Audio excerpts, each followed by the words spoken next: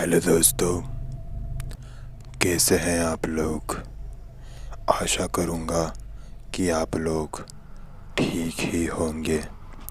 आज के वीडियो में मैं आपको एक हॉन्टेड हाउस के बारे में एक सच्ची घटना सुनाने जा रहा हूँ।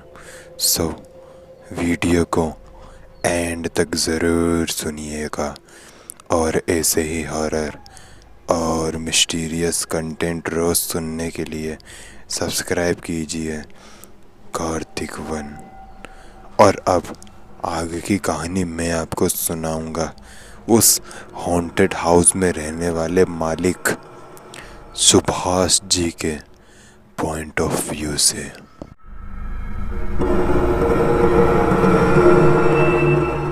मेरा नाम सुभाष है। ये घटना मेरे साथ घटी थी 2013 में। ये घटना मेरे और मेरी वाइफ के साथ में हमारे एकदम ब्रांड न्यू घर में घटी थी। लेकिन वो ब्रांड न्यू घर हॉन्टेड हाउस कब बना इसका हमें पता तक नहीं चला। तो दरअसल हुआ ये था कि 2013 में हमें ये घर बहुत ही ज़्यादा सस्ते में मिल गया था और हमें एक घर की ज़रूरत भी थी, इसलिए हमें ये घर मिल गया और बहुत ही जल्दी में हमने इसे ख़रीद लिया और इसमें जाके शिफ्ट हो गए।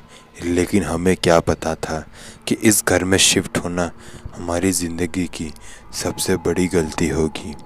तो जब हम इस घर में शिफ्ट हुए तो शुरुआत के 2 दिन तो ठीक रहे, लेकिन उसके बाद हमारे साथ पैरानॉर्मल एक्टिविटीज़ कुछ इस कदर बढ़ी जिसकी वजह से हमें ये घर छोड़कर जाना पड़ा। तो दरअसल हुआ ये कि 2 दिन बाद मुझे आधी रात को बहुत ही ज़्यादा पानी की तलब लगी। इतनी तेज़ तलब मुझे आज तक वैसे तो कभी लगी नहीं थी। मैं पानी पीने के लिए उठा और हमारे कमरे में जो पानी का जग पड़ा हुआ था वो किसी कारणवश ख़त्म हो गया था। शायद मेरी वाइफ लीला ने उसे ख़त्म कर दिया था। इसलिए मैं उठा और किचन की तरफ गया। मैं आपको पहले ही बता दूं कि वो घर एक बंगलो था, जिस वजह से वो बहुत ही ज़्यादा चौड़ा था। इसलिए मेरे और मेरी वाइफ का जो कमरा था वहाँ से किचन थोड़ा दूर था और मैं आधी नींद में था। इसलिए नींद के आभास में ही चलते चलते मैं किचन तक पहुँच गया।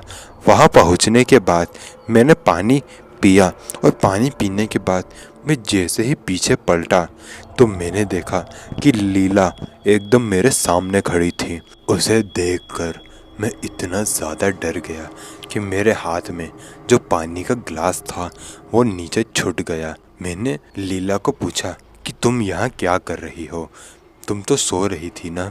लेकिन लीला ने कुछ भी जवाब नहीं दिया और उसकी आंखें बहुत ही बड़ी हो चुकी थी।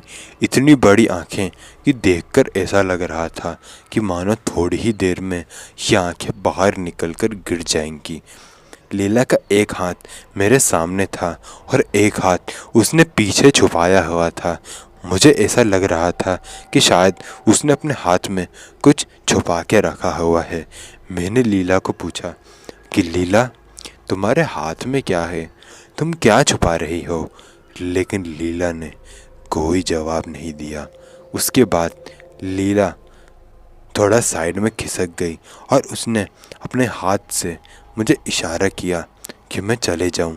तो फिर मैं वहाँ से निकल गया और अपने कमरे की तरफ जाने लगा। लेकिन थोड़ा आगे जाने के बाद मुझे थोड़ा सा शक हुआ, इसलिए मैं पीछे पलटा। और जैसे ही मैं पीछे पलटा तो मैंने एक ऐसा दृश्य देख लिया जिसको देखकर मैं एकदम दहल गया। मैंने देखा कि लीला के 3 सर हो चुके थे और उसका धड़ एक ही था और उसके हाथ में एक चाकू था। जी हाँ, आपने बिल्कुल सही सुना। आपको ये सुनने में एक झूठ लग रहा होगा, लेकिन ये बिल्कुल सच है। लीला के हाथों में एक चाकू था और उसके एक सर 3 में तब्दील हो गए थे और वो चिल्लाते हुए मेरी तरफ बढ़ी मुझे मारने के लिए। और जैसे तैसे करके मैं उस किचन से बाहर निकला और भागते हुए, लड़खड़ाते हुए, गिरते पड़ते मैं मेरे कमरे में पहुंचा और मैंने मेरा कमरा अंदर से बंद कर लिया। और दरवाजे के बाहर लीला दरवाज़ा पीट रही थी। वो चाहती थी कि वो कमरे के अंदर आए, लेकिन मैंने कमरा बंद किया हुआ था। 5-10 मिनट तक वो उस दरवाजे को पीटती रही और उसके बाद वो सब कुछ शांत हो गया।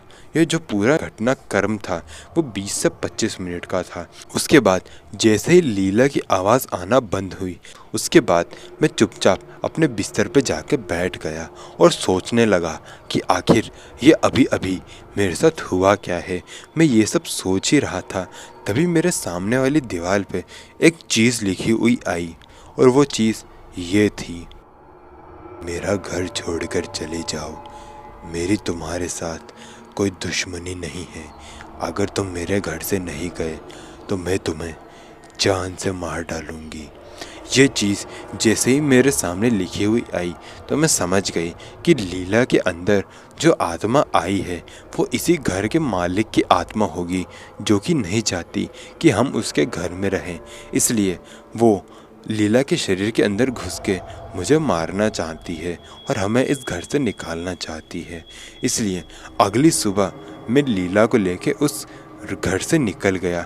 अगली सुबह जब मैं उठा तो मैंने देखा कि दरवाजे के बाहर लीला बेहोश पड़ी हुई थी और उसके वो 3 सर भी गायब हो चुके थे। मैंने लीला को उठाया, जगाने की कोशिश की, लेकिन वो नहीं जागी। इसलिए मैंने उसके सामने कुछ मंत्र पढ़ना चालू कर दिए। फिर लीला होश में आई और मैं उसे लेकर उस घर से बाहर निकल गया। घर से बाहर निकलने के बाद जिस आदमी ने हमें ये घर दिलवाया था, मैंने उससे बात की।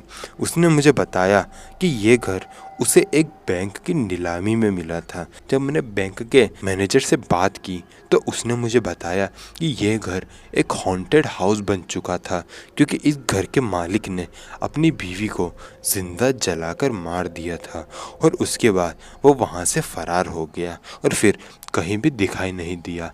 कहा जाता है कि वो मर चुका है, इसके लिए उसे कभी भी ढूंढा नहीं जा सका।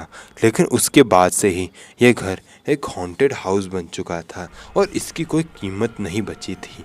इसलिए उसने जैसे तैसे करके इस घर को जब खरीदा, उसके बाद उसे इस घर का सच पता चला था और उसने ये घर उस आदमी को दे दिया जिस आदमी ने हमें यह घर बेचा था।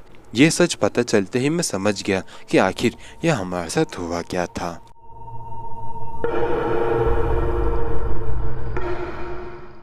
तो दोस्तों, ये वीडियो होती है यहीं ख़त्म। आशा करूँगा कि वीडियो पसंद आई होगी। आप अपने साथ घटी सच्ची रहस्यमयी घटनाएं भी मुझे इंस्टाग्राम पर भेज सकते हैं। तो इंस्टाग्राम का लिंक है नीचे डिस्क्रिप्शन बॉक्स में। तो मिलते हैं कल के हॉरर और मिस्टीरियस कंटेंट के साथ। तब तक के लिए जय हिंद, जय भारत।